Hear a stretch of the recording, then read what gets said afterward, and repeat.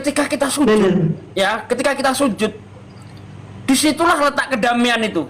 Coba sujud lama di situ hati itu damai betul. Ya, saya gerakan sholat yang paling saya suka pas sujud, pas takbir, pas sujud. Wah itu subhanallah. Di situ rasa hati itu tentram, damai. Itu nggak bisa dirasakan, nggak bisa dirasakan oleh apapun, nggak bisa diganti dengan apapun, nggak bisa. Kedamaian yang sesungguhnya di situ.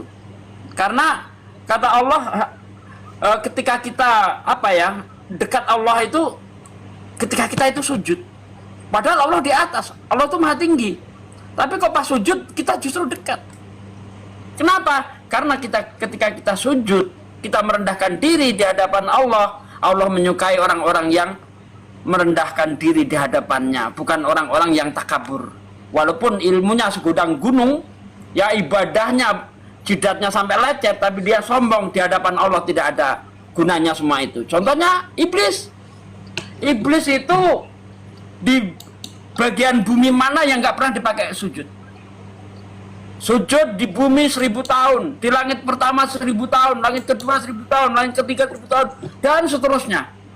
Tapi begitu dia sombong sekali saja, dia berkata kepada Allah, "Ana khairu minhu," aku lebih baik dari Adam, karena Adam diciptakan dari tanah, aku diciptakan dari api.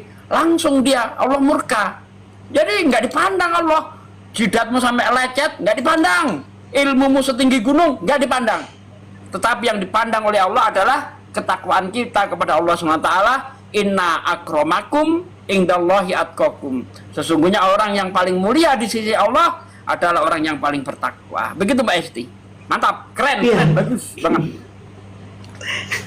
Iya, karena kan gini 3 tahun ya, karena pengalaman saya itu masuk Islam memang 3 tahun nggak tahu apa-apa, cuman tahunya sholat, selebihnya nggak tahu. Nabi Muhammad siapa nggak tahu, dia tidak ada berani tadi menyebut Nabi Muhammad. Siapa Nabi Muhammad nggak tahu, dia nggak pernah cerita. Nabi Sulaiman nggak tahu, namanya 3 tahun, tahunya sholat itu pun nggak dijalankan, puasa itu pun nggak dijalankan. Nah itu terus 3 tahun ini dapat Selama dia apa? mualaf ini belum pernah menjalankan syariat Islam. Belum. Ya nggak dapat apa-apa lah. Bagaimana bisa dapat kedamaian? Karena kedamaian hati itu ketika kita menjalankan perintah, berzikir kepada Allah, ingat Allah, mensyukuri nikmat-nikmat Allah, sholat, itu yang menjadikan kita damai. Kalau cuma syahadat doang, ya nggak dapat apa-apa lah. Mana dapat? Jadi gini dia Pak De, dia itu masuk Islam karena ada pacar dia, terus nggak jadi nikah, terus dia ngapain narkoba, jadi dia kembali ke Kristen. Gitu. Dia ketangkap, jadi di sel itu dia kembali ke Kristen gitu. Ya kalau dia taat di Islam nggak akan jadi narkoba, karena inna sholata tanha anil fasa wal mungkar. Sholat itu ya akan mencegah kita dari perbuatan keji dan mungkar, dan termasuk tidak akan mungkin kita akan menjadi pecandu, tidak mungkin kita akan menjadi penzina, tidak mungkin kita akan menjadi perampok, pencuri, pencopet, nggak mungkin, karena dijaga oleh sholat kita. Ketika misalnya di jam 10 kita ini nyopet, jam 12 kita mau sholat malu. Nanti aku nyopet, Iya, benar, malu benar, kita benar. mau menghadap Allah itu malu, ya kan? Ada rasa malu Benar, kepada benar. Allah. Nah, itulah kita itu bukti dijaga oleh Allah.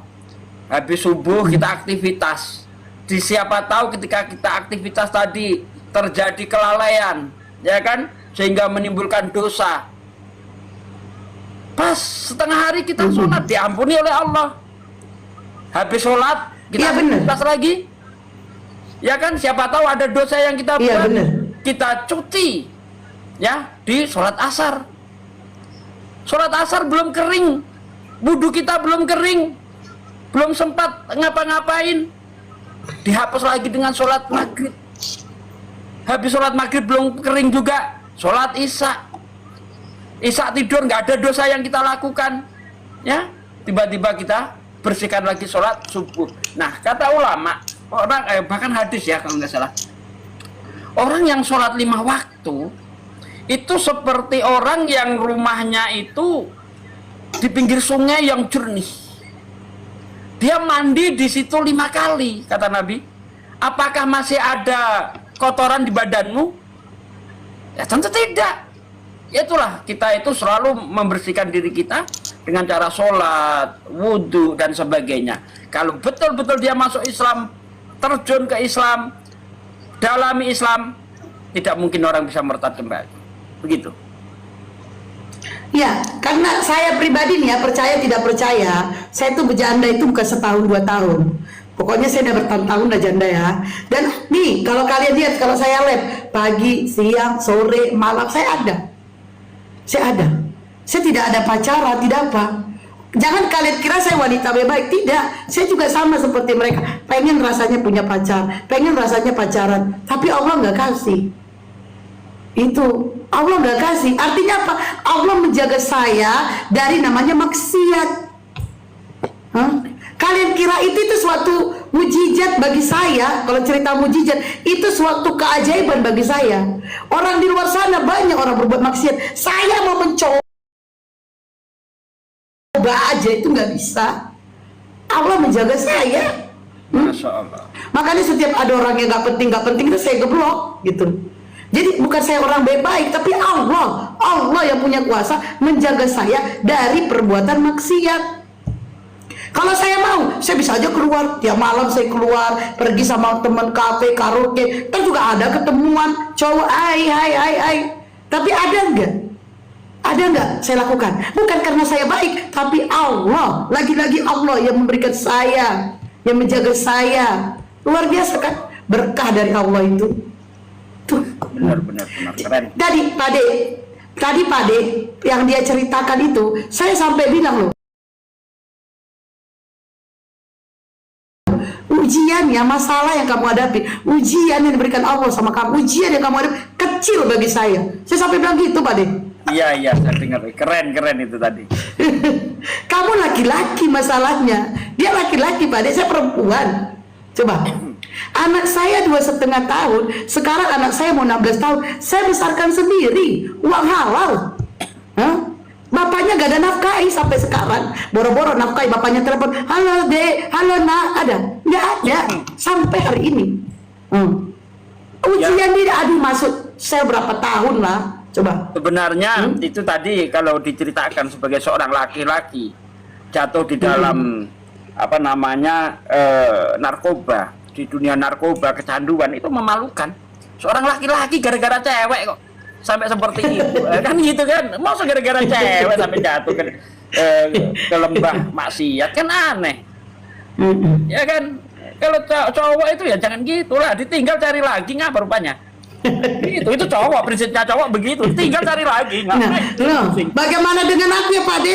Jangankan aku bercerai, anak aja gak dinafkahi. Nah itu dia.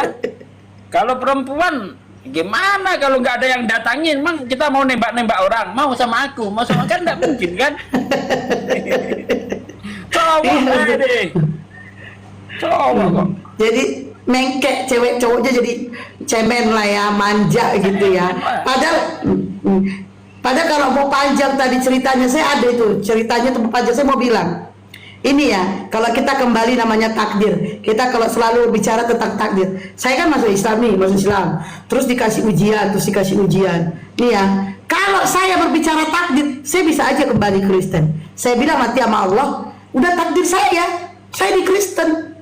Sudah takdir saya. Sudah takdir saya, anak saya bawa Kristen. Itu sudah takdir. Itu kalau kita bisa bicara. Tapi kalau Allah nanti kira, saya kan udah kasih kamu akal. Itu apa? Nggak kau pakai.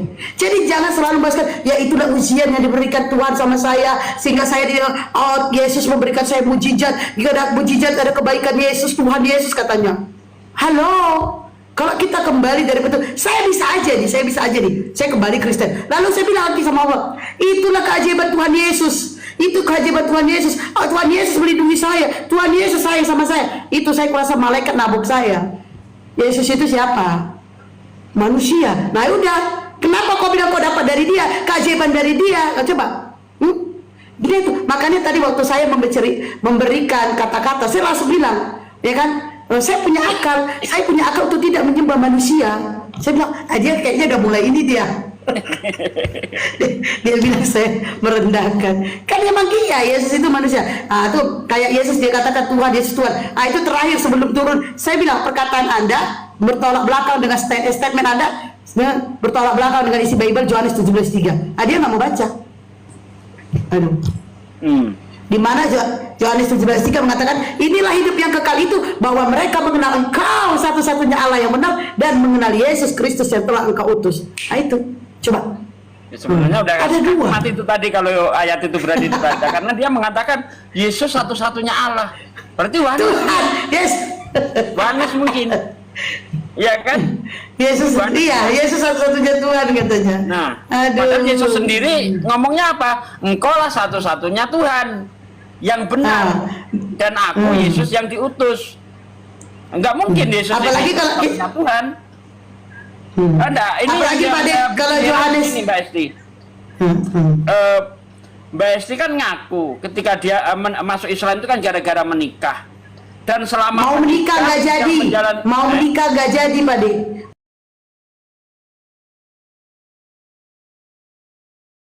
Mau menikah nggak jadi. Mbak Esti sendiri, Mbak Esti. Oh ya. Ya kan masuk Islam gara-gara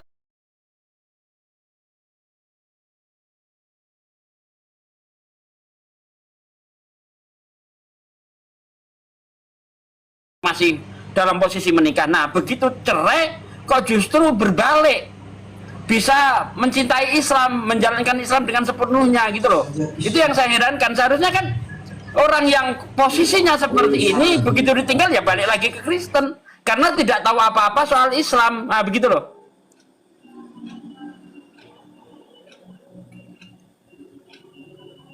Nah, itu dia.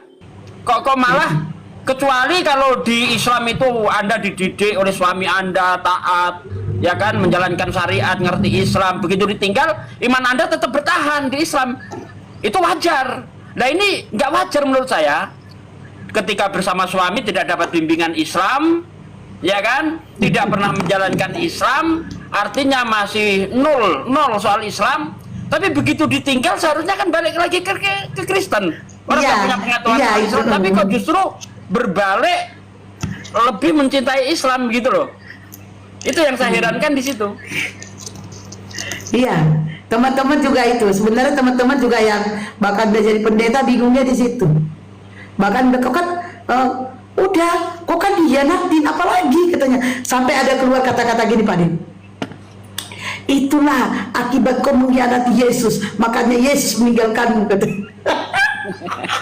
Aku ingat kali tuh dari dari Desi. Itu kata-kata dari si Desi tuh ingat kali. Jadi karena aku meninggalkan Yesus sehingga suamiku pun suamiku meninggalkanku. Tapi cerita sebenarnya aku tidak pernah suamiku meninggalkanku, bahkan sampai hari ini bapaknya anakku tidak mengatakan cerai, tapi sudah jatuh talak karena sudah dia sudah menikah. Nah itu karena apa? Karena memang dia tidak ada kesalahan dari saya.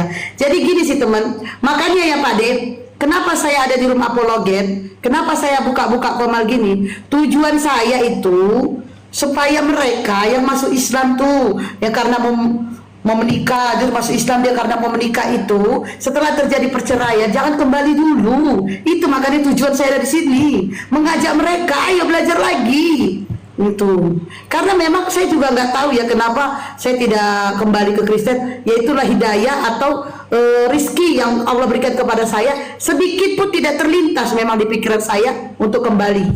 Padahal kalau saya mau kembali, saya punya bed, saya ada nama di gereja.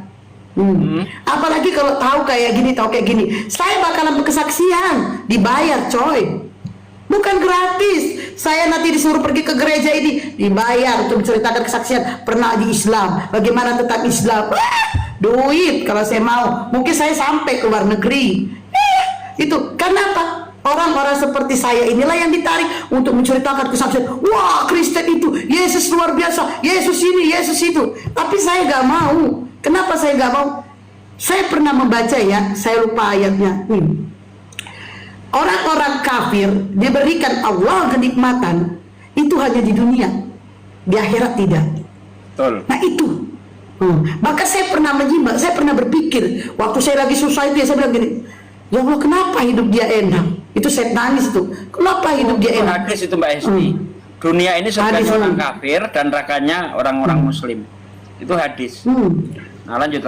Dan pada akhirnya saya baru kedapat, oh ternyata mereka diberikan kenikmatan di dunia karena memang Allah hanya memberikannya sampai di situ. Setelah di akhirat mereka tidak mendapatkan apa-apa. Makanya bisa jadi hidup saya seperti ini biasa-biasa saja, hidup pas-pasan selama di dunia. Tapi adakah yang tahu bahwa Allah sudah menyiapkan surga bagi saya, tempat bagi saya di surga.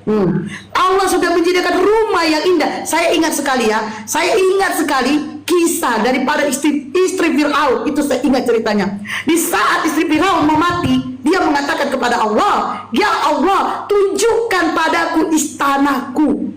Tuh, Allah menunjukkan istananya istri Fir'aun di surga. Akhirnya dia meninggal. Itu dia meninggal kenapa? Disiksa oleh Fir'aun. Jadi bagi saya kemungkinan saya tidak mendapatkan kenikmatannya seperti orang-orang rasakan, rumah mewah, mobil mewah. Bisa jadi seandainya saya mati hari ini, Allah sudah menyiapkan rumah yang indah di surga. Ini rumahmu, Esti. Ini rumahmu. Saya sudah nyiapkan. Kenapa? Begitu banyak ujian yang kuberikan kepadamu, tapi kau tetap menyembahku. Kau tidak berpaling padaku. Bisa jadi Allah mengatakan itu. Apalagi saya mendidik anak saya di agama Islam, pada akhirnya anak saya menjadi seorang hafiz Quran. Luar biasa. Jadi teman-teman yang di sini jangan berkecil hati kalau Allah berikan kalian ujian. Saya mengalami. Saya pernah mau diusir. Saya pernah makan nasi padang 10.000 sekali. Itu pun anak aja saya enggak. Saya cuma minum air putih. Saya pernah. Tapi adakah saya kembali ke agama dulu? Pada tawaran-tawaran banyak. Mama saya menawarkan, bapak saya mama tiri ya, bukan mama kandung. Mama tiri saya menawarkan, bapak saya menawarkan, abang saya menawarkan. Tapi ada. Saya terpengaruh. Saya tuh dari gadis punya prinsip begini.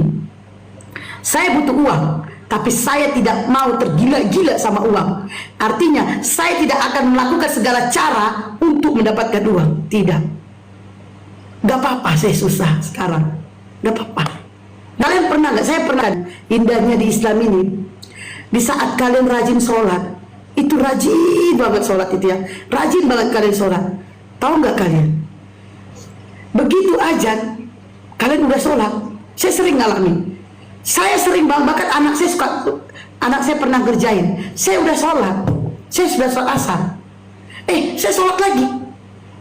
Baru mana kan mama udah sholat asar. Iya, itulah saya lupa. Saking nikmatnya sholat, saya lupa saya sudah sholat. Masya Allah. Itu sering saya alamin. Saya udah sholat isya gitu. Saya tapi lebih sering ngalamin di duhur sama di asar. Saya habis sholat, habis azan saya langsung duhur.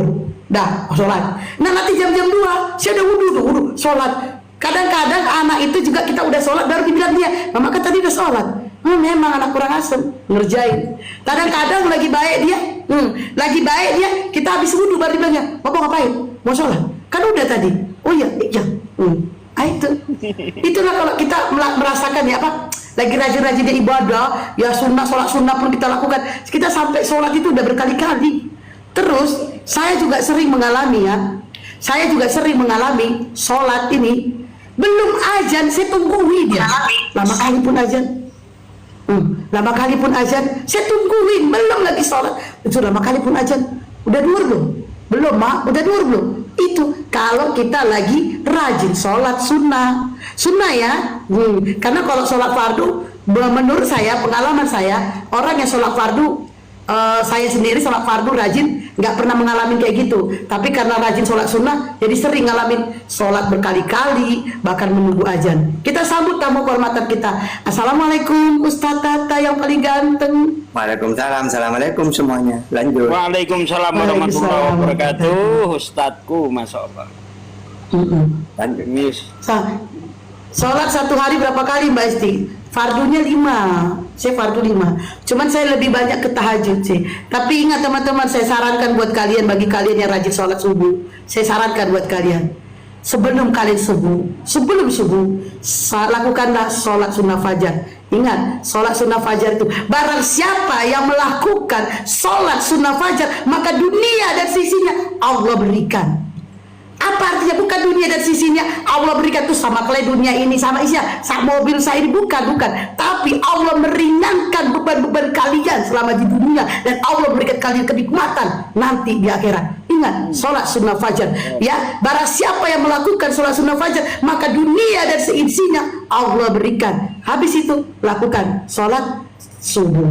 Ya, jangan pernah lupa tinggalkan ya.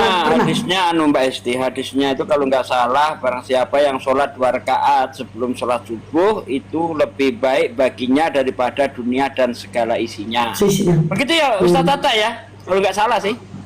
Iya, rakaat al-fajri, 2 rakaat fajar, khairun, itu lebih baik minat dunia daripada dunia wa ma fiha, dan isinya. Masya Allah. Ustaz Tata udah dari tadi dengarkan ini tadi. Iya. Mantap ya, subhanallah. Itu dibikin-bikin atau memang keluar dari hati nurani Mbak Esti sih Ustaz Tata, menurut Ustaz Tata itu? Ya kalau menurut saya asli dari hati. Beda lah ya, dibuat-buat dengan hati. Kalau dari hati itu katanya orang Jawa lebih tuh mancap. Ke telinga itu, ke hati itu terasa gitu sih. Betul. Emang Pak Ade kalau dibawa emang kok ada catatan nih buat ngade Pak Ade? Iya, saya tanya Ustaz Tata, kan kamu pandai gakor, siapa tahu dibuat-buat. Emangnya aku catatan gitu. Memang kalau nggak dari hati mana mungkin saya bilang mantap gitu. Itu memang saya rasakan ini sesuai dengan apa yang dia alami, ya kan, apa yang dia rasakan. Jadi yang keluar itu ya apa namanya, tanpa ada settingan, mengalir aja, tapi masuk semua gitu loh, Masya Allah. Masuk pada akhirnya dibilang jangan merendahkan agama lain. Ya itu memang sudah menjadi kewajiban ketika kita itu sempat orang murtadin, orang Kristen, kita tidak menyampaikan Islam kepadanya, itu takutnya nanti kita dituntut. Karena nanti di sana itu orang-orang kafir itu akan ditanya. Makanya kalau di Al-Quran itu dikatakan, apakah belum ada utusan, ya kan, yang sudah datang kepadamu? Nah itu secara garis besarnya seperti itu. Belum. Nah, misalnya saya punya tetangga Kristen, saya bersaksi saya sudah menyampaikan kepada dia, ya Allah. Nah, begitu. Jadi di akhirat itu nanti orang itu saling tuntut. Kalau di dunia ini kita saling mengingatkan. Ayo kita menyembah Allah, kamu sholat belum? Kamu sudah zakat apa belum? Itu saling mengingatkan. Tetapi ketika di akhirat saling menuntut. Istri nuntut suami, anak nuntut bapak. Saling tuntut kalau kita tidak betul-betul menjaga amanah. Ya, karena memang tugas kita tuh sampaikan. Nah itu. Nah, monggo Ustaz Tata ditambahi Ustaz. Iya, makanya kata-kata gini ya. Innama amwalukum wa auladukum fitnah kayak gitu. Jadi harta anak itu fitnah. Maksudnya apa? Kalau kita mempunyai harta, punya anak, tidak mendekatkan diri kepada Allah, maka anak ini fitnah. Gitu ya. Atau punya suami, punya istri, nanti ditanya, gitu loh. Nah, jadi kalau kita punya pasangan, punya apapun, tapi setelah kita punya apapun itu, malah jauh dari Allah, maka apa yang kita punya itu sebenarnya fitnah, ujian gitu. Fitnah itu ujian. Karena dalam Islam fitnah itu apa sih? Sesuatu yang menyebabkan kita jauh dari Allah itu fitnah. Nah, nanti fitnah yang terbesar itu adalah Dajjal. Karena Dajjal ini bukan hanya menjauhkan dari Allah, ingin memurtadkan manusia. Dan fitnah berarti. Ya, gitu. Makanya kita setelah tahiyat akhir itu kita tahu apa? Kita diminta perlindungan kepada Allah, wa min fitnatil mahya wal mamat wa min fitnatil masihid dajjal. Gitu. Minta perlindungan kepada Allah dari fitnah hidup dan mati, juga dari fitnah Dajjal. Karena Dajjal itu sangat pengaruhnya besar, bukan hanya menjauhkan diri kepada Allah, bahkan dia ingin orang ini keluar dari Islam gitu. Sehingga Dajjal itu fitnah terbesar nantinya. Nah, kalau sekarang anak ya bisa, HP bisa, punya HP malah jauh dari Allah ya. Kalau untuk dakwah ya malah HP ini mendekatkan diri, cari ilmu lewat HP, maka HP ini baik untuk kita. Tapi kalau malah menjauhkan kita dari agama, berarti HP ini fitnah. Gitu. Silakan lanjut. Nah ini tuh Ustaz Tata tadi bilang itu kan, kalau HP ini menjauhkan kita dari agama itu fitnah. Nah itu dia, makanya waktu terjadi perpisahan saya dengan bapaknya anak, itu saya tidak pernah berkecil hati, tidak. Entah kenapa waktu saya perpisahan itu terjadi, itu saya 2 bulan, itu wah saya stres ya, itu kuakui stres. Itu entah kenapa terlintas di pikiran saya memuji Yesus, itu teringat. Bagaimana saya memuji-muji Yesus. Haleluya, haleluya. Wah, saya tuh aktivis gereja. Bahkan saya training dasar rohani Kristen. Saya lulus. Dasar tentang kekristenan itu saya lulus. Saya punya sertifikatnya. Dan saya masuk ke training pelayanan. Jadi kalau saya lulus training pelayanan itu, saya sudah menginjili di mana-mana. Tapi hanya jadi penginjil, belum jadi pendeta. Nah, itu ya, saya itu tak kenapa teringat bagaimana saya memuji-muji Yesus. Di situ tahu nggak? Saya di situ nangis. Di situ saya nangis, lalu saya mengadu kepada Allah. Saya bilang apa? Saya itu kalau berdoa sama Allah kayak ngomong sama gini, kayak ngomong sama Pak D, sama Ustaz Tato, atau sama yang di bawah. Saya ngomong kayak gini. Saya bilang, oke ya Allah. Saya tahu, saya sadar. Dulu di agama saya sebelumnya, saya memuji-muji Yesus begitu sukacita. Tapi saya lupa, saya punya Tuhan yang sesungguhnya. Sehingga begitu nikmat yang kau berikan kepada saya memiliki suami, tidak pernah bertengkar, dan terjadi perpisahan ini, saya baru sadar, kau cemburu padaku ya Allah. Kau cemburu karena aku begitu menikmati duniamu, begitu mencintai suamiku, sehingga aku lupa bagaimana aku menyembahmu. Aku lupa siapa Tuhanku. Nah itu, makanya pada saat aku janda, aku menjalankan Islam yang sesungguhnya, karena aku sadar ternyata Allah pencemburu. Saya aja cemburu, suamiku dimiliki orang lain, bagaimana juga Allah. Allah pencemburu di saat saya tidak menyembah Dia. Allah itu memberikan saya ujian untuk mengingatkan saya, weh Hesti, kau punya aku loh, yang kasih suamimu itu ganteng, baik, kaya, itu aku loh. Itu kalau Allah bisa ngomong. Tapi kau lupa sama aku, kata Allah. Itu kalau Allah bisa ngomong, aku yang berikan kau suami ganteng, kaya, tapi kau lupa siapa pemberinya. Nah disitulah terjadi perpisahan itu. Di situ aku sadar Allah pencemburu, dan aku tidak akan melakukannya lagi. Masya Allah, menjadikan sesuatu sebagai hikmah ya, mengambil hikmahnya itu mantap. Hikmah. Iya, keren. Untung nggak berbalik. Padahal gini Ustaz Tata, tadi kan saya tanya sama Mbak Esti itu, ketika masih punya suami itu, dia ngaku nggak pernah dididik agama Islam, nggak menjalankan syariat, ya kan? Artinya kan masih nol butul kan, masih nol besar gitu kan soal Islam. Nah orang yang posisinya seperti ini seharusnya ketika terguncang balik lagi ke agama lama, ya. Tapi ini nggak, begitu terguncang diambil hikmahnya. Ternyata Allah ini sedang cemburu kepada saya karena saya terlalu cinta suami saya, cinta dunia, ya kan? Oh, kalau begitu Allah cemburu. Keren ini pemikiran yang keren, ya kan? Kebalikan dari pemikiran yang normal lah saya bilang. Karena kenapa saya bilang normal ya? Misalnya ada orang belum tahu Islam, dia balik lagi, itu normal. Tapi ini tidak di kebalikan normal. Seharusnya berpikirnya kebalik gitu kan. Ini tidak dibalik sama dia, Allah cemburu sama saya. Wih, mantap, Pol. Keren. Padahal ini hijab juga saya waktu punya suami pakai baju seksi loh. Itu bukan keinginan saya suami. Karena suami saya kan bisa dibilang arsitek. Tahu lah gaya-gaya orang arsitek. Kalau bisa istrinya tengok seksi, cakep, bahkan pakai rok pendek. Suami ngajarin. Itu yang berpakaian seperti ini. Saya itu sudi jilbab najar. Saya pernah pisah sama anak saya 2 tahun. Ya, pisah sama anak saya 2 tahun. Anak saya dibawa ke gereja.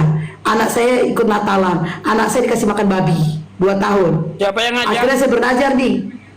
Kakaknya di Medan, kemarin diskusi itu. Tapi aku marahin, marah aku, akhirnya anakku nggak diajak lagi ke gereja. Saya nantang lah waktu itu ya, nantang Allah itu. Ya Allah, bilang gitunya. Kalau kau bisa membuat anakku tinggal bersama-sama samaku, aku bernajat nantang, aku tuh ngomong ke langit. Ya Allah, seandainya kau bisa membuat anakku tinggal bersama aku tantang kau. Aku bernazar, aku berjilbab. Benar, seminggu kemudian aku dapat rezeki. Aku dapat rezeki, akhirnya aku jemput anakku. Jadi hijab ini najar anak, nggak ada niat dari hati, nggak ada. Aku tuh sama seperti yang lainnya. Buat apa yang berhijab? Yang penting hatinya baik. Tengoklah yang berhijab itu begini, begono begini. Dulu itu aku begini, tapi sekarang aku pakai hijab baru aku pelajari. Ternyata hijab itu wajib hukumnya bagi seorang wanita muslimah. Itu. Dulu aku sama pakai baju seksi kemana-mana kayak gaya-gaya preman gitulah ya kan. Itu. Jadi semua itu hikmah, ada hikmah gitulah. Itu waktu jadi kenek itu udah berhijab apa belum? Itu kernek waktu masih anak-anak sama bapak. Oh, masih anak-anak, kirain udah ditinggal suami menjanda terus jadi kenek. Enggak. Oh. Enggak. Saya alhamdulillah selama saya menjanda itu dijaga sama Allah. Saya nggak tahu. Saya juga nggak tahu. Masya Allah. Saya itu janda pernah pun dulu waktu belum pokoknya belum bener-bener apa sih namanya hijrah, belum hijrah begini, saya memang dilindungi nama Allah itu. Ya paling ada sih ujian saya itu paling kesusahan makan aja dulu, makan, sekolahkan anak itu. Tapi kalau dalam hal itu Allah menjaga jadi dari perbuatan maksiat. Bikinlah saya itu janda berbuat maksiat itu kurang lebih 5 tahun. Setelah itu saya kembali ke sini, ke jalan Allah. Yaitu apa? Sebenarnya saya bawa cerita juga kalau masalah dia narkoba, saya juga pernah. Saya 5 tahun lagi, dia 3 tahun masuk Islam, 3 tahun narkoba, aku 5 tahun pagi siang sore itu kerjaku dulu. Tapi akhirnya aku tobat, benar-benar itu semuanya aku tidak tahu, itulah Allah. Makanya saya pernah berpikir gini, perubahan yang saya alami itu mungkin semata-mata ada dua orang, mungkin dia orang Islam, agama Islam, mungkin dia merasa tertolong, merasa senang dengan saya, dia mungkin mendoakan saya. Pada akhirnya saya bisa menjadi Islam yang sebenarnya. Bahkan nikmat yang saya rasakan aja, saya itu rezeki yang saya miliki yang tidak dimiliki orang lain. Alhamdulillah saya punya anak penurut. Itu alhamdulillah banget. Karena saya dengar cerita-cerita juga luar biasa. Alhamdulillah Allah memberikan saya punya anak penurut. Alhamdulillah anak saya itu nurut. Apa yang saya katakan, apa yang saya lakukan, alhamdulillah dia melakukannya. Nah itu. Walaupun sekali-sekali dia agak-agak bandel lah ya. Ini siapa sih? Oke, mulai dah. Selesai ininya ya. Kita boleh ada Oten yang mau naik, kita berdiskusi silakan. Oten Odol, selamat malam. Selamat malam. Assalamualaikum. Waalaikumsalam warahmatullahi wabarakatuh. Ala Yubi kayaknya suaranya. Oten Otol Ustaz. Ala Yubi ya. Ngapa ganti nama dia? Woi, Pengayubi, ngapa ganti nama? Gimana Pak De? Kenapa ganti nama? Wah, videoku banyak di take down oleh ini. Video di TikTok. Iya. Itulah aku males upload video di TikTok itu. Kalau udah kehapus 3 aja, gosong apa kita itu. Ya itu dia. Akun saya. Makanya saya nggak pernah upload di TikTok. Lagian juga ngapain upload di situ? Nggak pernah saya upload di TikTok. Ya itu untuk menjaga itu. Ya nggak tahu kalau di ini tak coba ubek-ubek dulu pengaturannya. Lanjut. Ya. Jadi banyak ya sebenarnya kalau kita mau merasakan nikmat-nikmat yang diberikan Allah itu banyak banget. Kalau kita bisa menghitung banyak. Ya, makanya saya bilang, saya saking keselnya tadi itu saya bilang, ujian yang kamu dapat itu kecil bagi saya. Kecil. Saya perempuan, dia laki-laki. Saya cuma malas saja tadi membahas tentang yang dia sebutkan itu. Kalau saya juga pernah ngalamin. Mbak Esti, sejarahnya sama-sama mau menikah ya kan? Enggak, dia enggak jadi Pak De, dia enggak jadi. Alasannya kan tetap itu kan, Mbak Esti menikah. masuk ke Islam karena menikah, dia masuk Islam juga karena mau menikah. Nah, gagal sama gagal nih. Cuma gagal dia rumah tangga. Dia enggak. Sama sebenarnya itu. Cuma dia itu nggak tahan ujian, cemen, masuk laki-laki gara-gara wanita aja sampai cemen amat jadi orang. Apaan? Padahal makanya tadi saya bilang kan, kamu itu ditolong loh sama saudaramu, kakakmu, ditolong. Saya itu gak ada yang nolong, cuman Allah yang nolong saya. Minta tolong bantuan ke mama, minta tolong, itu enggak di teman-teman ini. Kenapa saya tidak mau minta tolong kepada saudara? Kata-katanya gak enak. Nih kata-kata nih kalau dari orang tua nih, Muhammad Kiri nih. Sekarang dulu udah gak izinkan kau nikah sama dia, tapi kok keras kepala. Sekarang kau rasakan sakit kali. Udah gak dapat bantuan, kita diceramain, ya kan? Mending minta sama Allah. Udah itu kalau minta sama saudara ada ungkitan, ada capek aku bantu kau, ada begini, ada begono. Makanya aku gak pernah minta bantuan, tetap kepada Allah. Dan alhamdulillah banyak sekali nikmat-nikmat yang kurasakan. Woi, luar biasa dari Allah, bener lah. Nih, aku pengen cerita tentang Allah ini gak bisa lagi berkata-kata, saking nikmat banget sama Allah, saking nikmat banget. Makanya aku kadang heran nengok kalian yang baru menikah berapa tahun. Saya itu dulu pada 4 tahun menikah. Menikah saya 4 tahun, berarti saya di Islam itu cuma 4 tahun waktu itu kalau saya berhenti. Tapi akhirnya saya lanjut sampai hari ini saya masih Islam. Dan tahu nggak, yang membuat bapak saya itu kagum sama saya itu, saya mampu berdiri sendiri tanpa bantuan orang lain. Yang lucunya lagi, kata bapak itu, yang lucunya kok bertahan pula kok di agama ini sementara gak ada yang ngajarin kau. Nah itu gak ada, memang gak ada. Aku belajar di Islam itu gak ada yang ngajarin. Saya belajar sendiri. Saya baca, tapi bagaimana saya tahu? Saya baca buku. Terus saya dengar ceramah. Ceramah yang paling sering saya dengar itu Ustadz Abdul Somad. Itu saya sering ceramah dengar. Dan di saat saya menikah dengan bapaknya anak, saya tidak mengenal Nabi Muhammad. Dia tidak pernah menerangkan, menjelaskan siapa Nabi Muhammad. Gak pernah. Saya nggak tahu siapa Nabi Muhammad. Setelah saya jalan ke sini baru saya pelajari siapa Nabi Muhammad itu. Siapa sih dia? Nah, alhamdulillah sekarang saya tahu Nabi Muhammad adalah Nabi terakhir. Dulu saya nggak tahu Nabi Muhammad itu Nabi terakhir, nggak tahu.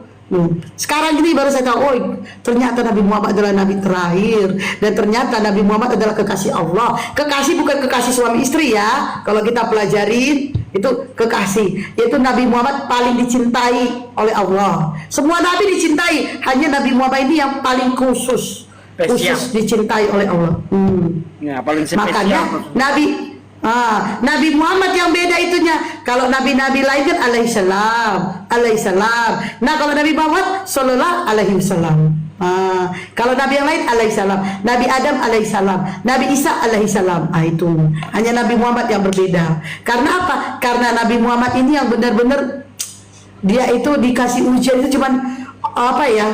Tidak membalas, terus dia pasrah. Sebenarnya nabi-nabi lain juga iya, cuman saya tidak tahu lah ya bagaimana bisanya Nabi Muhammad itu adalah nabi terpilih menjadi kekasih Allah. Nah itu luar biasa.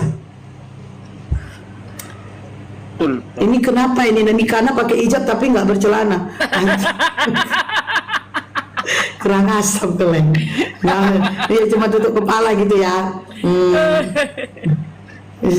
Masa si Mikana katanya kan, astagfirullahaladzim. Mereka itu pakai hijab kalau di YouTube, kalau di TikTok saja. Tapi saya menduga kalau ke gereja ya paling dugaan saya paling pakai rok pendek paling.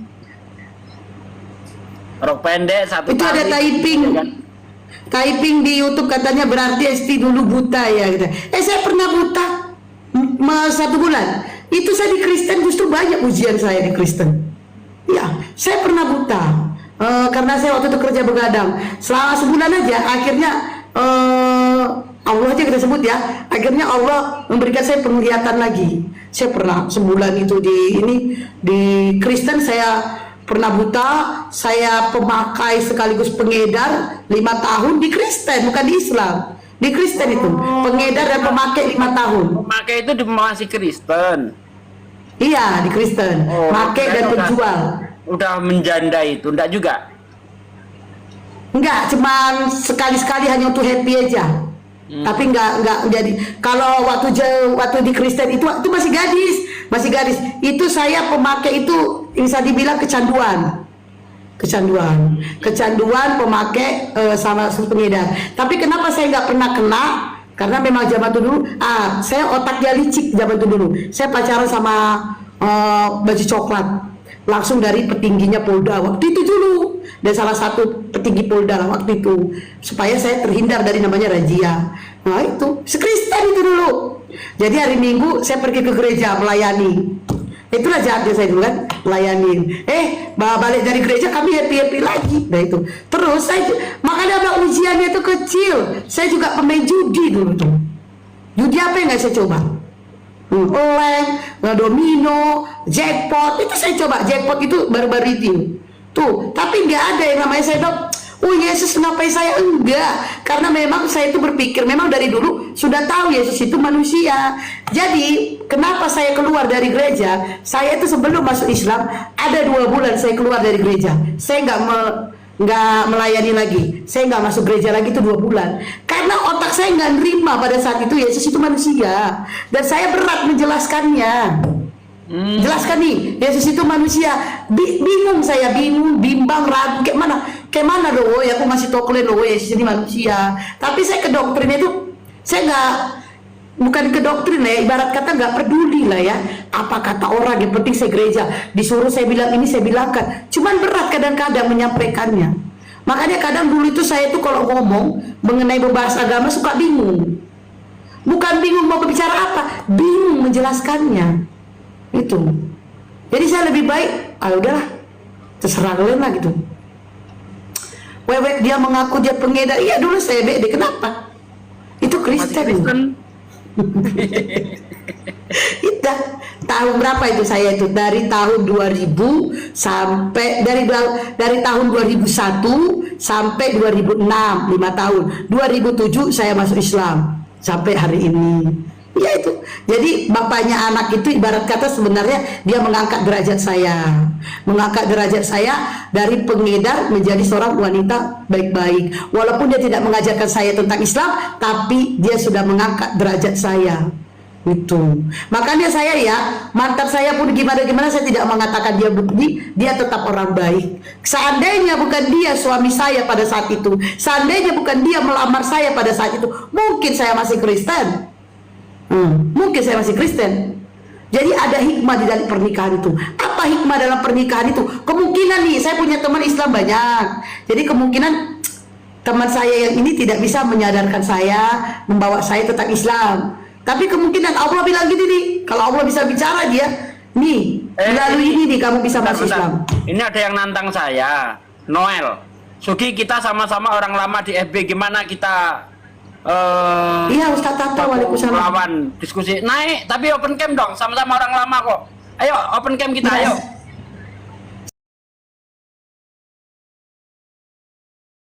Siapa namanya Pak De? Noel, naiklah, open cam ya. Noel. Masa orang lama nggak berani open cam, kan aneh. Kita sama-sama open cam, sama-sama orang lama tentu hafalan Biblenya banyak kan. Mantap. Kita buka Bible Iya. kita. Betul. Tapi harus bisa mengutip ayat-ayat Bible dengan tepat. Ayo, berani? Naik. Aku cari.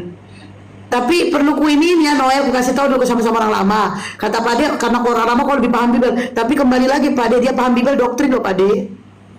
Enggak apa-apa. Tapi harus bisa mengutip ayat-ayat Bible, ayat apa, pasal berapa dengan tepat. Ayat sebelumnya seperti apa, sesudahnya seperti apa. Ayo.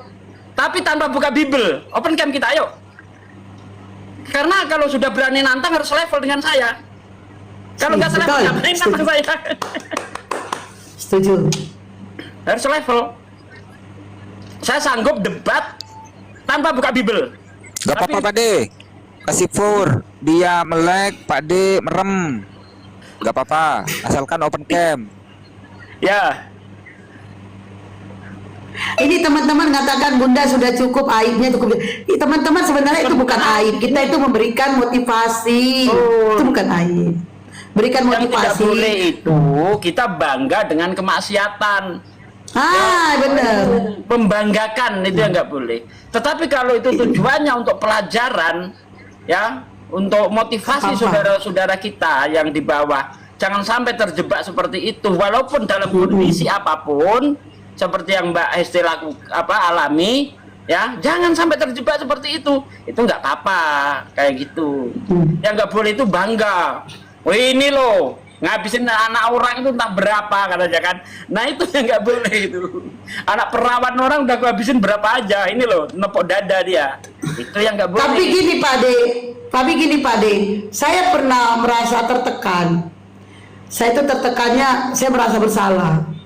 Dan mudah-mudahan pada saat itu tidak ada orang yang datang ke gereja. Saya misionaris itu kayak membuat saya sampai sekarang tuh kayak nyesal gitu. Udah berapa saya, mudah-mudahan ya tidak datang orang itu, tapi tidak tahu sekarangnya. Saya kan pernah misionaris, saya pergi ke rumah-rumah. Nah itu yang membuat saya kayak, saya nggak saksi Jehovah, tapi kami itu disuruh pergi ke rumah-rumah menyampaikan kebenaran. Oh, ada juga gitu ya, berarti bukan saksi Yehova aja yang kayak begitu ya? Iya, bukan, di gereja kami juga ada. Jadi kami disuruh mempraktekkan di lapangan gitu, alasannya. Mempraktekkan di lapangan bahwa kita itu udah bisa berkhotbah. Nah itu. Jadi saya pergi ke rumah-rumah, saya sama kawan saya, kami berdua. Jadi kami itu Pak dia pakai baju putih, rok hitam. Kadang celana panjang tapi warna hitam, terus pakai tas. Kayak sales. Padahal kami bukan sales. Ya sales agama lah, gitu. Nah itu. Jadi kayak ada rasa kayak nyesel, tapi macam mana? Mudah-mudahan Allah mengampuni saya, dan mudah-mudahan pada saat itu tidak ada orang ke gereja. Nah itu. Kan kita bilang, datang ke gereja ya, ini gereja kami begini, begana begini. Tuh. Jadi mudah-mudahan pada saat itu tidak ada yang datang ke gereja, ya. Dan sekarang ini juga ada kok misionaris ada. Iya, saya Sales Kristen. Ai tanya Bible, aku tanya Quran. Boleh tanya Quran lo ya. Ingat, tanya Quran lo ya. Boleh tanya Quran. Sugi nggak berani katanya. Ada. Open cam ayo tanpa buka Bible. Ya, tanpa buka Quran. Boleh, ayo open cam dulu. Katanya orang lama, yuk. Open cam dulu dong. Nel. Ya, pengikutnya cuma segitu doang, males lah. Ya nggak bisa open cam, Pak De. Orang nggak level ngapain, males lah.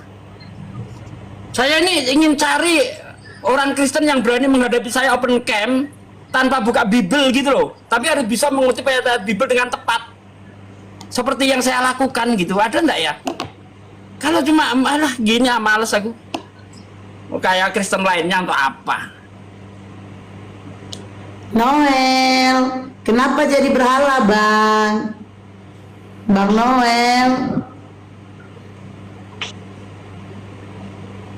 Bang Noel. Belum apa-apa udah pingsan. Bang Noel. Kenapa jadi berhala, Bang? Halo. Bang Noel. Gimana, Sugi? Kamu, aku lawan Zuma saja, kamu ini diem kayak kura-kura kemarin. Aku lawannya Zuma.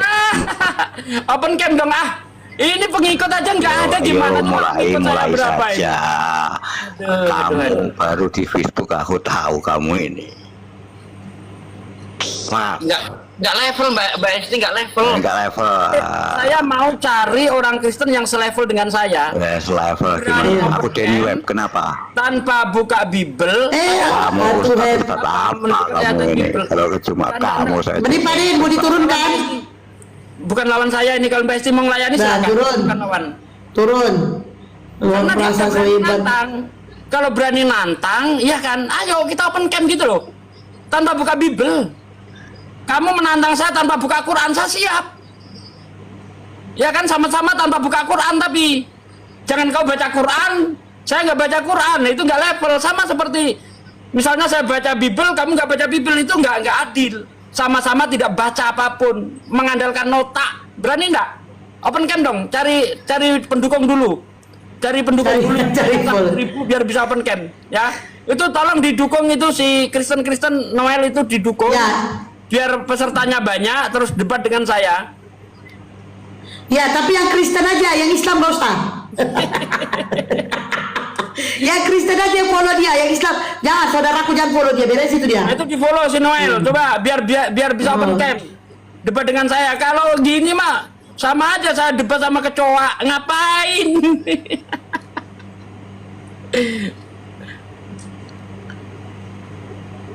Kalau sudah berani nantang, sesuaikan dong levelmu sama saya. Masa petinju kelas berat ya saya ngelawan petinju kelas terbang, ada-ada aja, buang waktu. Iya, katanya udah ayolah merasa kalian ini, ayo. Ingin aku lihat bagaimana mukanya orang Kristen ketika mengutip Bible. Mana ayatnya? Plonga. Kalau kamu tanya Makanya jangan ketika saya mengutip ini ayatnya, ayat sebelumnya begini, ayat sesudahnya begini, peringkopnya begini. Saya tahu, bos. Ada tak yang selevel saya deh? Saya yakin ya, kalau kamu berani open cam, debat tanpa buka Bible, saya yakin kamu seperti kucing kecil air panas. Menurut saya deh. Jadi bukan cacing kepanasan ya, Pak De. Saya jamin jedindil kau. Ayolah. Kenapa? Satu, kenapa saya minta open cam? Supaya tidak ada hujatan. Karena kalau sudah open cam, dia menghujat, gampang ditangkap polisi itu kan. Itu tujuannya. Itu kan. Kedua, Pak De membuktikan bahwa dia memang betul-betul hafal Bibelnya. Iya, itu satu. Yang kedua, saya ingin melihat kapasitas dia. Sejauh mana dia paham dengan kitabnya itu. Nah, itu dia. Kalau saya nggak perlu diuji, ayo. Pakai Quran tanpa buka, ayo. Siap. Gitu loh. Kau menghujat juga. Nah, kalau saya menghujat, laporin polisi. Nanti kita debat di sana. Silakan laporin polisi kalau saya dianggap menghujat. Atau kamu saya biayai untuk melaporkan saya temenin, gimana? Debat di kantor polisi gitu, Pak De. Nah, iya, di kejaksaan apa di penghakiman nggak apa-apa juga. Atau saya biayai untuk apa? Lapor polisi. Boleh, mana hujatan mana yang mau kamu angkat? Hujatan di mana Malah Pak De? dibiayai. Hujatan di mana Pak De mengatakan Tuhannya ngambil istri orang. Itu menghujat katanya. Bah, ada ayatnya 2 Samuel 11:12. Beginilah firman Tuhan, bahwasanya malapetaka akan aku timpakan ke atasmu yang datang dari kamu keluargamu sendiri. Aku akan mengambil istri dan memberikan kepada orang lain. Orang itu akan tidur dengan istri-istrimu di siang hari, sebab engkau melakukan secara tersembunyi, tetapi aku akan melakukan hal itu secara terang-terangan. Gimana? Laporin coba. Nah, ini bunyinya begini loh, Pak, ngambil istri orang loh, Pak, untuk diberikan kepada orang lain, terus orang itu akan tidur, akan bersetubuh dengan istrinya itu. Nah, ini bunyinya begini. Mau laporin itu, ya gantung diri kalau bunuh diri kalau. Malah ini lagi Pak De nanti nanya. Sekarang saya tanya Bapak, kata Pak De kan, Bapak kalau ada orang melakukan kejahatan, Bapak tangkap siapa? Ya pelaku kejahatannya. Nah, ini beda Pak Tuhannya. Yang melakukan kesalahan suaminya, yang diberikan diberikan kesalahannya kepada istrinya. Oh gitu ya Pak? Iya, malah polisi ngetawain kau. Aduh, iya kan lucu itu loh. Yang melakukan kesalahan siapa? Ya kan, yang dihukum siapa? Aduh. Ayo, mana nih, naik Len? Tapi alhamdulillah Pak De, kesaksian ini alhamdulillah banget.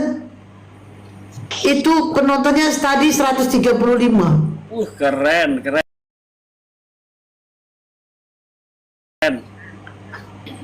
Mantap. Alhamdulillah di YouTube loh, Masya Allah. Memang kalian itu harus dengarkan aku aja gitu ya.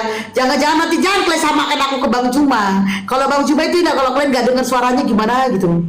Ya jangan samakan, ya kan? Mesti kali kalian dengar suaraku. Mesti kali aku yang harus berdiskusi. Mesti kali aku harus berbicara, ya kan? Jangan kayak gitu. Itu sayang banget dia tidak nggak mau tadi. Padahal itu enak tuh sama dia. Gak ada ilmu ku tengok tadi tuh Padi. Gak ada ilmunya. Siapa? Ya tadi yang di Murtadin itu. Dong tadi itu. Ah, Wah, ada apa-apanya itu. nggak ada. Suruh baca ke Mas. 17:3 aja ketakutan. Itu untung aku sempat. Oh dia. Orang dia bilang tadi Yesus Tuhan yang sebenarnya, Yesus satu-satunya Tuhan. Ya kalau Anda mengatakan Yesus satu-satunya Tuhan, berarti ada Tuhan lain dong. Ah itu. Gini Mbak tidak memahami Tritunggal kata dia. Justru dia yang nggak paham Tritunggal. Kalau Yesus satu-satunya Tuhan itu dia nggak paham Tritunggal. Karena Tritunggal ini Bapak bukan anak, anak bukan roh, roh bukan Bapak, tapi ketiganya adalah Tuhan. Berarti ada 3 Tuhan, 3 pribadi, 1 hakikat. Nah kalau dia Yesus itu satu-satunya Tuhan, berarti Bapak itu Yesus, anak itu Yesus, Roh Kudus itu Yesus. Itu Yohanes, bukan Trinitas dia. Itu aja dia pahamnya Iya, Yohanes. benar. Akhirnya Trinitas gimana sih? Dia aja nggak ngerti itu tadi itu. Itulah makanya kesini saran saya sih sebenarnya buat kalian itu, kalau kalian memang memahami tentang Bible, tadi ada si Rasbi ngatain si Juma sudah mati katanya. Kenapa lu Rasmi? Nggak usah dinaikin. Kenapa kau bilang itu? Ngapain lonte dinaikin? Nggak usah. Enggak dinaikin pada. Kenapa kau kayak gitu Rasmi? Kau yang sarap, kau yang gila. Rasmi. Kenapa kok kayak gitu? Sebenarnya nggak cocok ngomong soal agama karena mulutnya tuh kotor. Orang-orang kayak Benar. gini cocoknya dia ngomong di lokalisasi sono. Iya, di lokalisasi ngomong gacor nggak apa-apa karena komunitasnya di situ. Sementara kalau kita sudah berbicara agama, bahasa kita itu harus mencerminkan agama kita. Ini enggak ngomong nyebut kelamin laki-laki tanpa malu-malu. Nah ini kalau bukan perek apa? Perek itu ngomong kalau udah gacor, ya nyebut kelamin laki-laki tanpa ada malu-malu itu udah perek, kelas perek. Makanya dia nggak cocok terjun di ranah agama, ranahnya di lokalisasi sana. Ya sama inang-inangnya itu. Rasmi udah dinaikin orang belum kau Rasmi? Nah, cocok itu. Di sono tempatmu, bukan di sini. Sini ranahnya orang beradab, ya orang yang berbicara agama, berbicara dalil ilmu. Jadi jangan dibawa ke sini mulutmu, nggak cocok. Tapi kalau itu mencerminkan kitabmu yang penuh dengan pornografi, cabulis ya silakan. Seperti di Kidung Agung, seperti di Yehezkiel, di Hosea bahasanya bahasa kelamin semua, ya silakan. Mereka ini nggak malu ya membaca Bible-nya seperti itu. Dan memang kami waktu Kristen itu tidak disuruh baca Bible, nggak diajarkan. Nggak seperti Islam kan, anak saya aja kecil-kecil udah ngaji. Nah kalau di Kristen nggak boleh kecil-kecil baca Bible, nggak boleh. Sebenarnya bukan nggak boleh, nggak diajarkan lah intinya. Nggak kayak kita di Islam. Ngaji, udah jam berapa ini? Ngaji gitu. Dari kecil kita diajarkan ngaji. Kalau di Kristen enggak. Cuman gereja itu pun nyanyi-nyanyinya.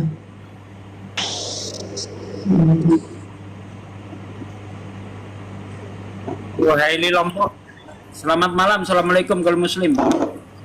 Waalaikumsalam warahmatullahi wabarakatuh. Alhamdulillah muslim. Masya Allah. Bang Sugi, Bang Ya, Bang. Desti, sehat semua. Amin. Ya, alhamdulillah Bang. Alhamdulillah sehat. Sekedar salam-salam Bang Sugi. Buat Desti saya respect banget. Orangnya kecil kali ya. Islam. Iya, suaranya kecil Bang. Kecil ya. Halo. Nah, Udah. mantap. Mantap. Baik. Sekedar salam-salam buat rekan-rekan di Komel-Komel Islam, saya respect banget. Saya sudah mengikuti hampir 8 bulan. Masya Allah. Tidak pernah, dan alhamdulillah Bunda Hesti, kemudian Bang Sugi, kemudian apalagi Bang Zuma, tidak pernah absen, setiap malam sampai tutup komal saya ikuti. Masya Allah, pecinta fan berat nih Asli. berarti ini. Asli sangat fan sama antum-antum semua. Sehat selalu, tentunya harapan. Amin, amin, Semoga amin. selalu Amin, amin, amin, Allah amin. Subhanahu wa taala. Itu saja, alhamdulillah dinaikin Bunda Esti. Syukron, jazakumullah khairan kasiran tentunya. Silakan Iya. bisa diturunkan. Terima kasih. Oke. Assalamualaikum warahmatullahi wabarakatuh. Waalaikumsalam warahmatullahi wabarakatuh.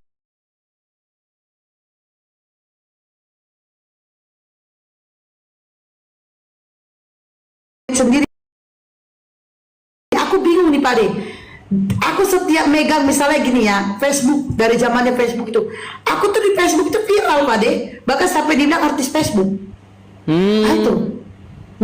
Begitu juga dengan TikTok nih, main TikTok udah cepet aja tuh naik followersnya.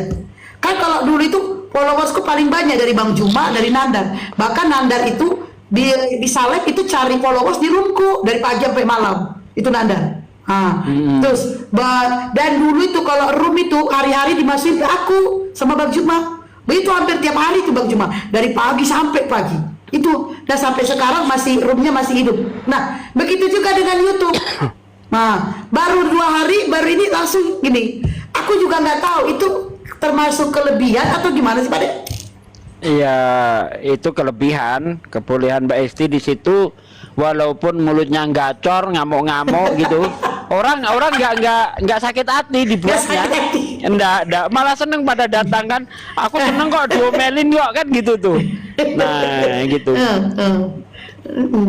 Kadang-kadang aku juga mikir itu, ini kenapa kok aneh sendiri aja, aneh aja sendiri gitu. Kalau di TikTok itu kita dulu itu TikTok tuh ada yang rame tuh 5, ini 5-5-nya udah tenggelam loh. Saya yang masih bertahan. Gak usah disebutkan ya, yang 5 ini pokoknya tenggelam 5 ini. Saya masih bertahan loh. Nah ini. Betul. Saya bingung sendiri, kenapa gitu ya kan? Walaupun sekarang aku udah jarang live. Kalau dulu aku live dari pagi sampai pagi live. Sekarang aku udah jarang live, kayak males banget. Bangunnya itu kayak enak banget, lagi tidur gitu, live males. Dulu itu, kalau ingat itu dulu itu, sampai alhamdulillah sampai hari ini roomnya masih tetap jaya gitu. Dan makanya teman-teman ini semoga aja YouTube-nya juga gitu ya. Kita tantang dulu netizen ini. Coba kita bisa bikin 3 bulan 1 juta subscribe. langsung dirukati Pade 3 bulan. Kan 3 bulan loh subscribe 1 juta. Wah langsung Pade tuh, wah aku gak terima, aku gitu. Astagfirullahaladzim. Ya, kita coba Baduap TV ya, Baduap TV. Alhamdulillah sekarang kalau itunya subscribe-nya udah 1560 Pak De. Mantap. Nah, itunya 1800 jam tayangnya. Keren. Ini dari semalam nggak ngomong. Jimmy Sinambela, selamat malam. Malam. Agama apa Bang?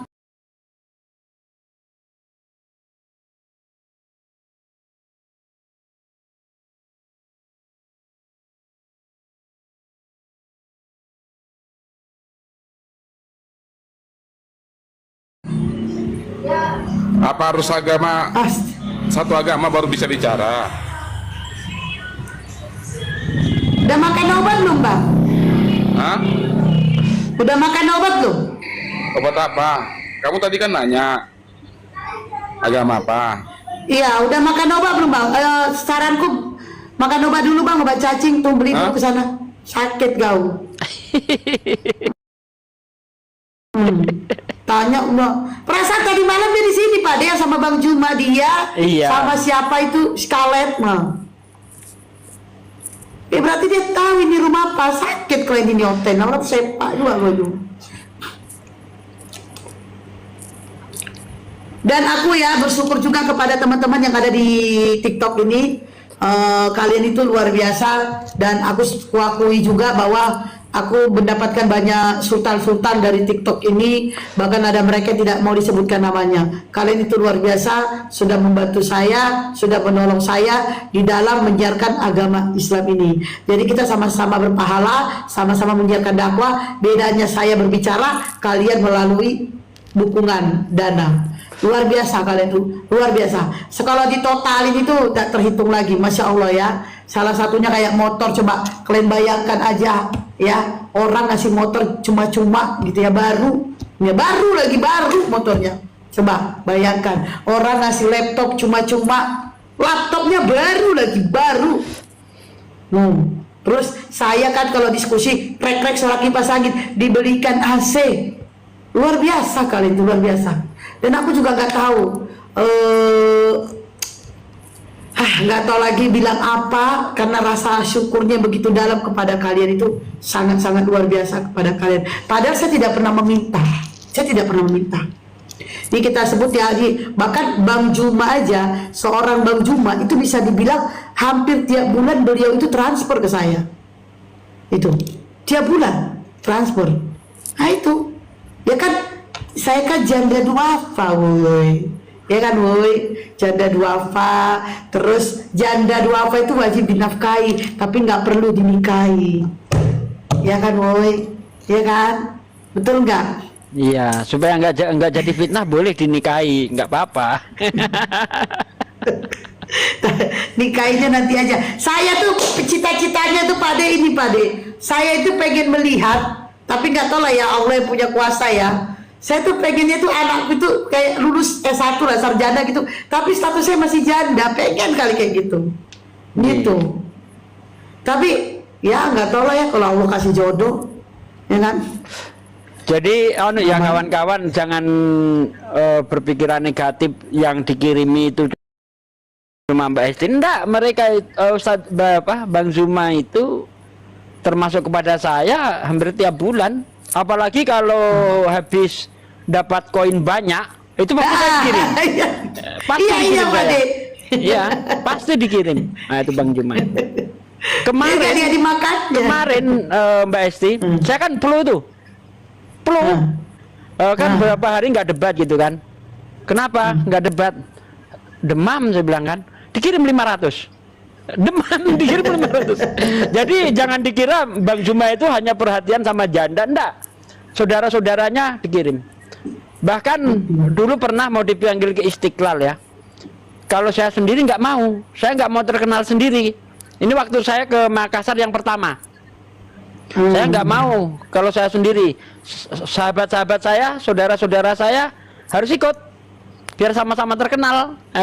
Kata beliau begitu. Kalau nggak mau nggak usah katanya. Nah itu Bang Juma jiwanya itu, subhanallah. Saya sama Bang Juma itu sudah 15 tahun. Ya, sama Bang Juma sudah 15 tahun. Ya, hubungan kami tetap begini. Nggak ada berubah ya, tetap begini saling menghormati gitu. Sama Bang Juma itu.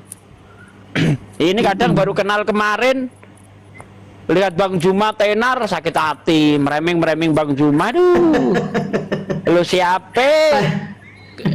Kalau boleh saya katakan, kalau di dalam Islam itu boleh iri dengki, ya saya orangnya yang paling pertama boleh iri. Kenapa? Yang bawa Bang Juma ke YouTube saya, yang bikinkan channel Bang Juma saya. Coba kalau mau iri-irian saya dong. Tapi enggak, di Islam nggak boleh iri dengki. Ketika saudara kita rezekinya lebih banyak, Masya Allah, berarti tanggungan yang diemban lebih banyak. Saya nggak ada tanggungan, nggak memelihara anak yatim, tidak memelihara anak-anak tahfiz. Bang Juma 25 orang tahfiz yang ditanggung, belum TK MMCI, belum anak-anak yatim yang dibolangi. Ya wajar, rezekinya banyak. Jadi nggak perlu kita iri dengki, nggak perlu. Bang Juma nggak pernah ngomong keluar gitu. Oh saya biaya ini, enggak. Saya yang ngomong, saya tahu sendiri. Saya tahu sendiri. Ya, saya tahu sendiri. Bang Juma itu. Betapa baiknya beliau itu ya. Bahkan jadi kalau saya tuh sama Bang Juma canda itu ibarat abang sama ade. Jadi kalian, Bunda jangan ngomong kayak gitu, nanti Bang Juma marah. Bang Juma itu gak marah kalau aku ngomong apa, karena dia nganggap aku adeknya. Seragam ngomong apa, ya gitu. Ya namanya kayak mana, kayak aku sama Pak Ade juga ngomongnya ya kayak gitu, gitu. Ya kayak kemarin itu kan. Blokir permanen dan kurang ajar itu ya kan. Nggak tahu dia artinya sosok ngomong bro. Nggak tahu. Begitu tahu mati bijak. Terus dia bilang mudah-mudahan dia gak dengar. Ya memang gak dengar pada saat itu, gak dengar. Aku dikasih tahu gitu. Emang dasar. Ya itulah kita itu ya kayak mana. Udah memang ya kalau di semua perempuan di apologet itu ngomong Bang Juma itu sama aku tuh ngomong lebih leluasa. Karena Bang Juma tahu ini orang Medan ngomongnya gak baper. Saya orangnya gak baper. Gak ngapain bawa perasaan. Ya sama kayak kita ngomong sama Pak De, ngomong sama Bang Handi. Ya gitu, kita lucu-lucuan, kita apaan gitu. Iya seperti saudara, jadi kayak abang sama adiknya. Jadi paling ya kita tahu posisi lah. Kalau Bang Jumanya lagi diskusi sama Oten, nah kita jangan coba-coba masuk. Kalau nadanya agak ini dia, jangan nanti kita kena. Nah itu. Ya kita yang harus ngerti beliau sedang berbicara sama siapa. Kayak Apalagi waktu itu kalau kan bicara Bang sama Dewa. Bang Dewa apa kan loh, turun kau, diusir. Tapi habis itu becek lagi dia. Untungnya Bang Dewa nggak terlalu apa ya, tapi nangis Bang Dewa nangis juga itu. Masya Allah, saya nggak pernah dikerasin sama Bang Juma, baru kali nangis Bang Dewa. Tapi habis itu kan apa? salah masuk Pak D, dia salah masuk. Iya. Jadi netizen pun mengatakan gak usah sok pahlawan kau dewa gitu. Ya bener netizen, karena memang gak pas posisinya. Kalaupun dia mau jebatatin ngomong di WA, jangan ngomong di situ. Jadi seolah-olah Itu pas dia yang posisi bener lagi cuma panas. salah. Pas posisi lagi panas itu. Kita harus maklum itu. Gak ada yang berani. Nah, waktu si Dewa ngomong kayak gitu aja, langsung siapa masuk? Bang Hadi masuk, Kores masuk. Karena apa? Nggak pas suasananya membawa itu. Itu dia. Tadi aku ada mau ngomong loh sama Pak D, tadi aku sambungkan udah bertiga. Jadi ini aku gak usah ngomong ini ya. Pak D pasti tahu orangnya tapi jangan disebutkan ya. Jadi ada satu live Pak D.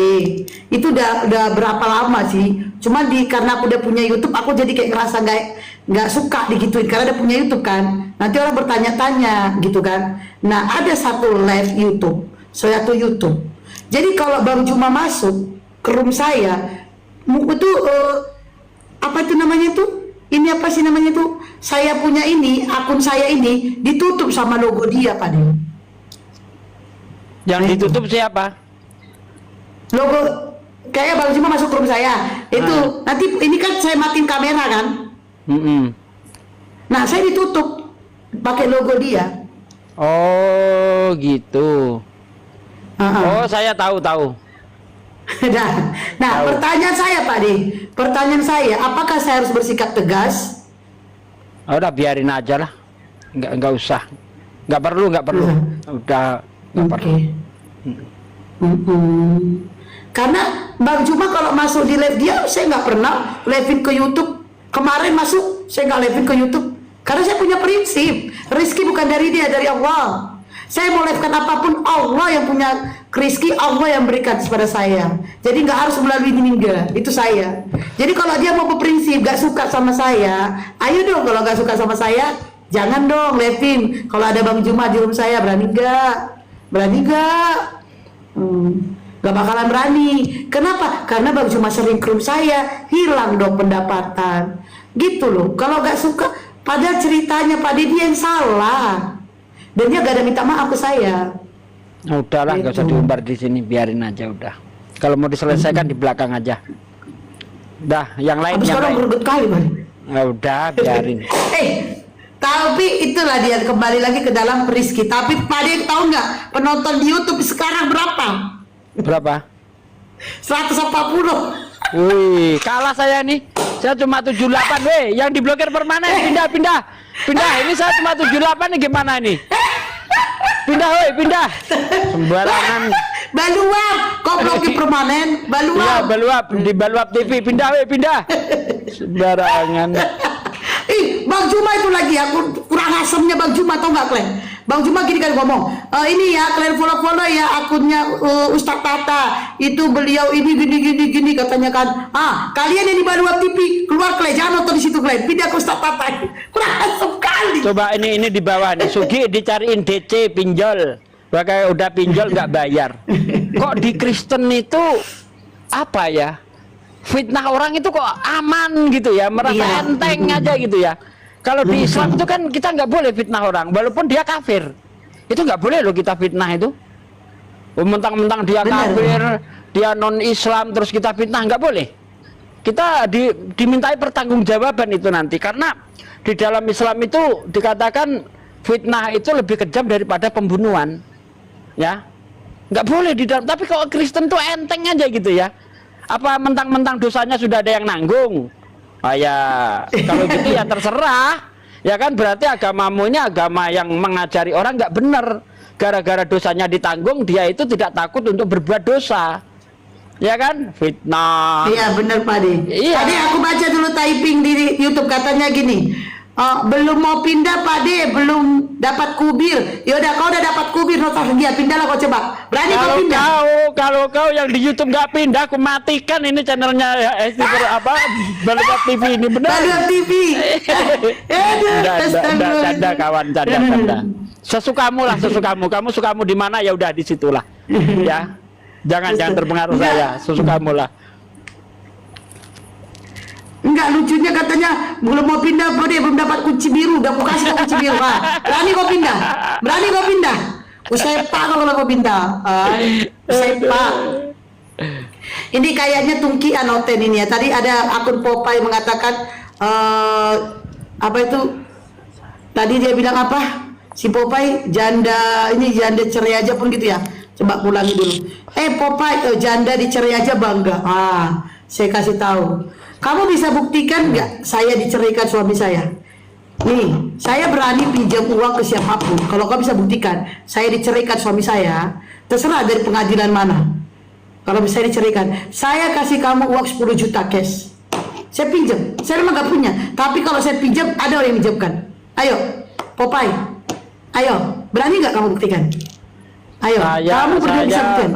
Saya dituduh apa tadi, difitnah pinjol. Kau datang ke tempat saya, kau ubek-ubek seluruh desa di kecamatan saya ini. Kalau saya punya uang utang 1000 aja, ya, ku ganti 10 juta. Saya itu orangnya nggak pernah utang, nggak mau ribet dengan utang. Kalau saya sistemnya nggak ada, ya udah, diem dulu. Iya. Kalau saya begitu. Iya. Saya waktu dagang. Saya juga gitu Pak De. Saya waktu dagang, ya. Waktu dagang misalnya itu saya nggak punya modal itu nggak cukup untuk jualan misalnya kan. Ya udah sedapatnya, dapat terigu 1 kilo, gula 1 kilo, telur 2, berangkat. Nanti setelah itu jualan habis, yang 1 kilo ini saya belanjakan lagi, saya naikkan. Jadi bisa beli tepung 4 kilo, gula 4 kilo, gula telur 1 papan. Begitu sistem saya, nggak mau saya ribet utang sana, utang sini, no, nggak ada saya seperti itu. Nggak tapi Pak De, Pak De tadi bilang live di YouTube, live yang mana? Nggak ada saya. Oh, Sugi Reaksi. Iya, Sugi Reaksi ini lagi live nih. Dari tadi masih live. Yang mana? Live yang mana? Yang ini sekarang. Kan penontonnya bisa 78 kan, padahal nggak diskusi. Udah pada pindah ini 91 nih. Enggak, padahal nggak lagi diskusi loh, cuma memang heran nengok lainnya kan. Nanti Pak De ngelepin diskusi pasti penontonnya 35, 40. Ini nggak penting padahal ya kan. Tapi mereka tuh kadang gini Pak De, netizen yang di YouTube ini ada rasa senangnya tuh, mereka dibahas gitu ya, diomongin, senang mereka.